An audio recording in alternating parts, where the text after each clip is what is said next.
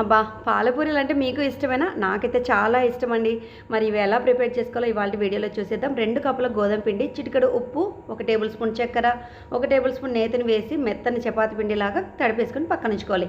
2 table స్పూన్ల గసాలు, 2 table స్పూన్ల కొబ్బరి తురుము, జీడిపప్పు, బాదము, 2 టేబుల్ స్పూన్ల బియ్యాన్ని 20 నిమిషాల పాటు బాగా నానబెట్టుకొని ఇలా మెత్తని పేస్ట్ లాగా మిక్సీ పట్టేసుకొని పక్కనుంచుకోవాలి. ఈ మిశ్రమాన్ని ఒక బాండీలో వేసేసుకోవాలి. ఇందులోనే 1 లీటర్ పాలు కూడా కలిపేసుకొని అర్ధగంట పాటు అడగంటకుండా ఉడికించుకోవాలి. తగినంత చక్కెర కూడా వేసి చక్కెర మొత్తం కరిగిపోయే వరకు మరొక 10 నిమిషాలు ఉడికించి పక్కన ఉంచేసుకోవాలి. డీప్ ఫ్రై కోసం ఆయిల్ కూడా హీట్ చేసేసుకోవాలి. ముందు తడిపెట్టుకున్నటువంటి చపాతీ పిండి ముద్దను ఇలా పూరీలాగా ఒత్తేసుకోవాలి. ఇలా ఘాట్లు పెట్టేసుకొని పూరి పొంగకుండా దోరగా వేయించేసుకోవాలన్నమాట. వేయించుకున్నటువంటి పూరీలను ముందుగా ప్రిపేర్ చేసుకున్నటువంటి పాల మిశ్రమంలో వేసి 10 సెకండ్లు అలా ఉంచి ఇలా తీసేయాలి. ఎంతో రుచికరమైన పాలపూరీలు అయితే రెడీ అయిపోయినట్లే. మీకు నచ్చినట్లయితే లైక్ చేయండి.